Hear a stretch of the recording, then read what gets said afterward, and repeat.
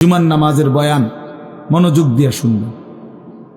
যখনই ওলামায়ে কেরাম কথা বলে মনোযোগ দিয়ে শুনলে ধীরে ধীরে পরিবর্তন হয়। মানুষ একদিনে বদলায় না, এটা আমরাও জানি। একদিনে কোনো জুনায়েদ বাগদাদি হয়ে যাবেন, একদিনে কোনো আব্দুল কাদের জিলানী হয়ে যাবেন। ওনারা নিজেরাও একদিনে হয় নাই, তা আপনি হইবেন কেন? বুঝেন নাই? জুনায়েদ বাগদাদি এত বড় আল্লাহর ওলি হয়েছে একদিনে, তো বাইজিদ বুস্তামি এত বড় আল্লাহর ওলি হয়েছে একদিন, তো আপনি হবেন কেন? কাজে এইটা কোনো কথা না, কিন্তু শুনতে থাকলে, গুরুত্ব দিলে, আন্তরিকতা দিয়ে শুনলে একদিন আল্লাহ তাআলা বদলে দেন, পরিবর্তন নসিব হয়।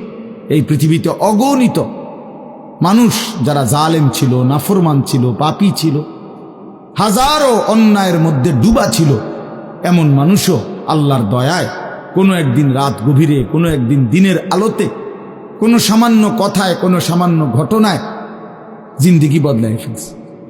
পিছনের জীবন থেকে তাওবা করে নতুন জীবন গ্রহণ করছে, আল্লাহ পাককে রাজি খুশি করে জামানার আউলিয়া হয়ে গেছে। এরকম বহু ঘটনা আছে, বহু ঘটনা।